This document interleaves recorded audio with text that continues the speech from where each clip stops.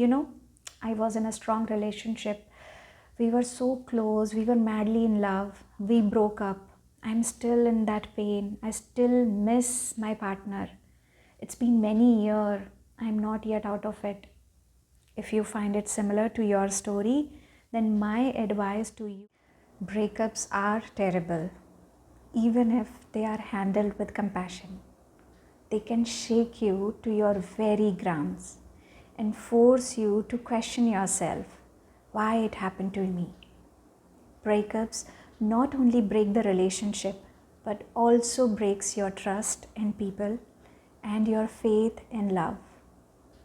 Either you feel guilty if you are the one who broke the relationship, or you feel pain of rejection if you have been broken up. I understand your pain. We all are emotional beings, and when something happens like that, where you felt cheated or felt abandoned, it would be difficult to deal with such emotions. So, firstly, it's important to understand that it's okay to feel this way. You are not alone. It's okay. Don't try to fight with it. Fighting with these heavy emotions or sensitive emotions may make you lose a lot of energy, make you feel drained. It's okay to feel this way, especially if you are a man. You know, men feel like they are strong and they can't cry and show their pain and cannot show their pain to anyone, but internally they feel shattered. It's okay. It's okay to feel this way. Tell yourself, yes, I'm feeling depressed post breakup. It takes a lot of courage to say and accept that I am not feeling okay at this moment. The moment you accept that you are not feeling okay, you are in depression, that's the first step towards healing. Validate your feelings. Ending of a romantic relationship entails a grieving process.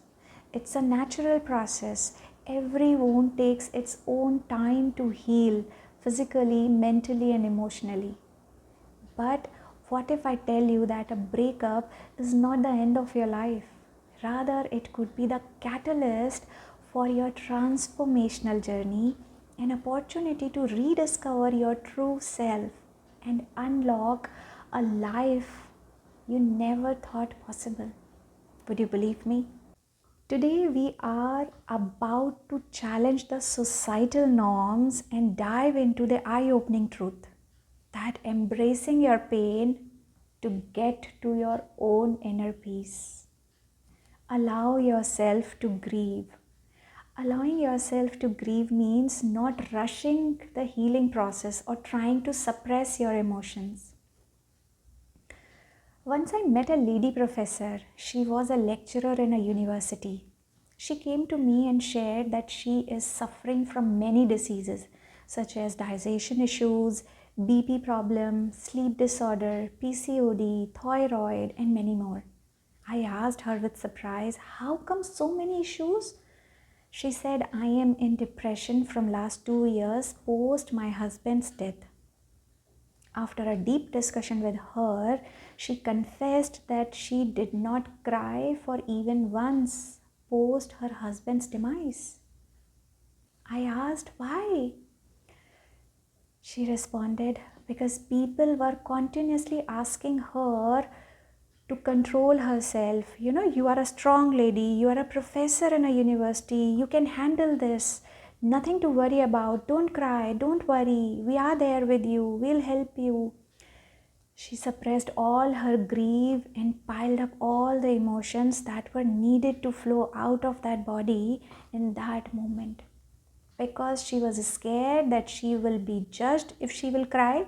Thus, these heavy emotions found their space in the body itself and emerged into various diseases in the system.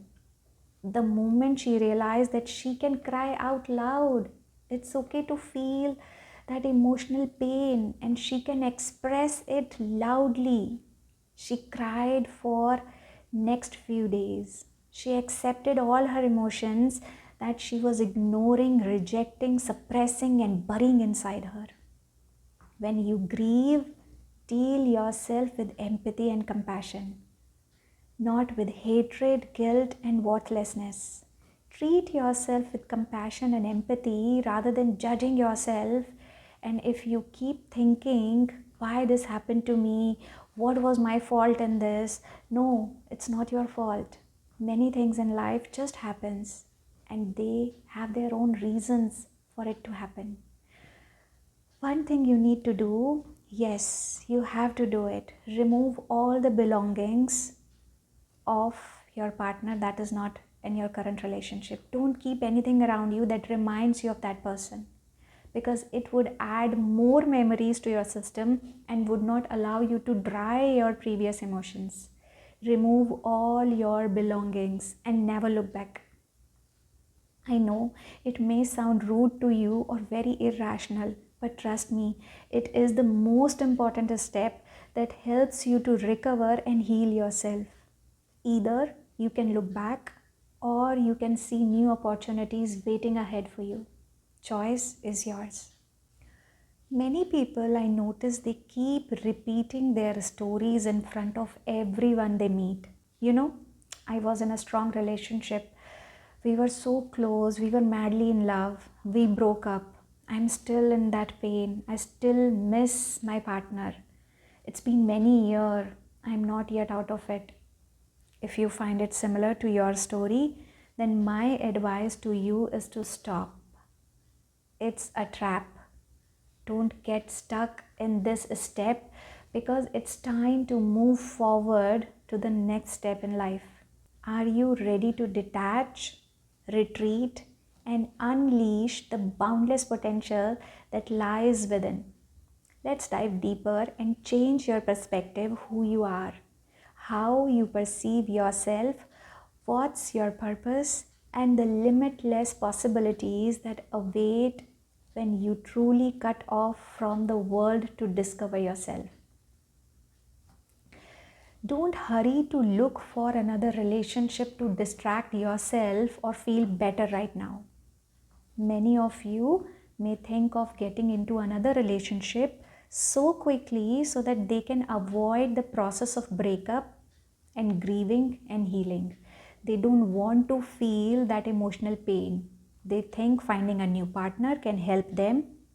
Trust me, it will make you more miserable at the end. It's not a correct way to move forward in life. I want you to take a pause and imagine for a minute who you are without your physical body, your roles, your designations. Let's cut off from the outer world for some time and find your own space, your inner space. Stay alone for some time. Give yourself this space and distance to detach emotionally from your ex-partner. Don't stay connected with your ex on social media or on WhatsApp. Don't think at this moment that you guys can be good friends. No, that's not possible right now. It's the time to self-introspect, finding out the answer of bigger questions. Who am I? What I am seeking in life? What I am expecting through a relationship? Ask yourself, am I seeking bondage in my life?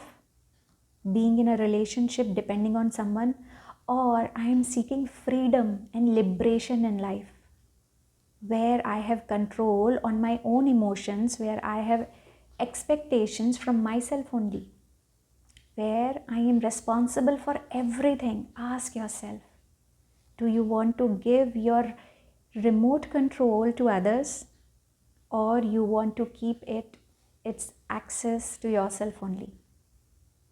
Accept the past and let it go. It's over. It's just you who are still holding it in your mind. It was your past, but now it's your psychological making that you are still holding it in your current, present moment. Think of what is next for you in life. I know it sounds tough, but that's what matters the most, isn't it? Take sankalp, How you can do that? Take sankalp. It's time for you to take a sankalp. You understand sankalp? An oath. Take a sankalp for a new beginning and never look back. I understand at this moment you always look back, or you prefer to look back and try to make things correct and want to relive those lovely moments, but it would block your healing process. Past may pull you back, but that's why you need to take this sankalp. False expectation may ruin your life. Sankalp will make you feel strong, and taking sankalp to strong yourself from within. That's most important step. In the previous video, we talked about few hard steps that you need to take to make amendments in your current emotional state, such as take sankalp for your better future and what you are going to do now rather than looking back. Never look back. Now, let's dive in little more. What can help you in this stage? Practice Vairagya. You need to understand, my dear friend, that you are not suffering from breakup. You are suffering from your attachment to that person, isn't it? Vairagya means detachment. Vairagya doesn't mean to leave everything, your family, your house, and go to mountains. Vairagya doesn't mean to exclude everyone and become isolated. It means to be inclusive with everyone without attachment. Observe your thoughts, emotions, and sensation with curiosity, and accept your current reality without getting entangled in them. Practice silence with closed eyes. It is called Pratyahara in Ashtanga Yoga. It will help you channelize your energy in a better way. Practice meditation or mantra jap. This will help you to remain in the present moment and not to linger in the past. You can choose any mantra you feel comfortable with. These practices help quiet the mind, cultivate inner peace, and deepen your connection to the spiritual aspect of life. Tell me one thing. Do you regulate your emotions or your emotions regulate you? Vairagya, as mentioned in the Bhagavad Gita, refers to a state of detachment or dispassion towards worldly desire and attachments. Recognize that clinging to specific outcomes or possessions or people only leads to suffering and limitations. It's time to surrender and accept whatever comes your way with equanimity and trust in the divine order of things. Now, how can you practice Vairagya? Do physical workout, yoga, asanas to train your body so that you can train your mind. You need to train your body first to train your mind. Do you know that? It's been mentioned in Yoga Sutra that by overcoming your compulsions of the physical body, you can get mastery over the compulsion of your mind and emotions. What you are struggling right now is your compulsions of your mind, right? You're constantly thinking about that compulsion. So do yoga abhyasa, asanas every day to overcome your physical compulsions. This would automatically reduce your compulsions of your mind and emotions. Vairagya means celebrate your own individuality. It's time to embark on a transformative journey of self-discovery. Reconnect with your passions, your dreams, your authentic desires, and unveil a better version of yourself. Maybe this is the time of your spiritual growth. Can you imagine a world where a breakup is not seen as an end? but rather the breathtaking beginning of a remarkable journey that will redefine your very existence. Namaskar, my name is Pragati. Welcome to the gateway of your own transformation, where you will not only embrace your journey ahead, but redefine the very essence of who you are. Can you think of shifting your focus towards a brighter future from the past? Once you practice Vairagya, you get into your private space. As you cut off from the external world, you open a new dimension of inner world, a journey with self-introspection. You know what's the most basis of our existence? That's change. Change is the very basis of our existence. Every second, everything is changing. What you are suffering right now is not the breakup. It is the change that happened to you and in your life. You are not ready to accept the change in this moment, right? It's your habit of being with someone in a relationship which is no longer there, and that's what you are suffering, isn't it? Recognize that a breakup represents a significant change in your life. Instead of dwelling on the past or fixating on what could have been, shift your mindset to embrace the opportunities that lie ahead. See the breakup as a catalyst for your own personal transformation and a chance to create a future that aligns with your authentic self. Don't resist the flow of life. You will end up miserably. Trust me. You trying to fight against the universe, not possible. Learn your lesson and move on. Rather, cultivate gratitude and positivity. Take this time to reassess your goals and aspirations. What are your passions and dreams? What kind of life do you envision for yourself in future?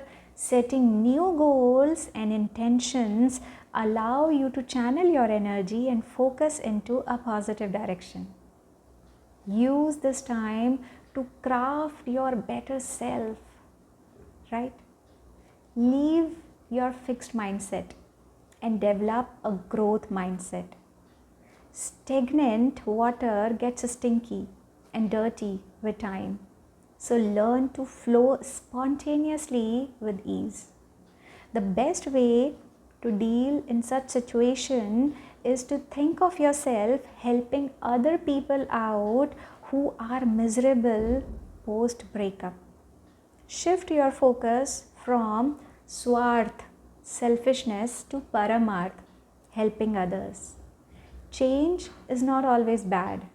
It can be unknown, but it's beautiful. So embrace the change of your life.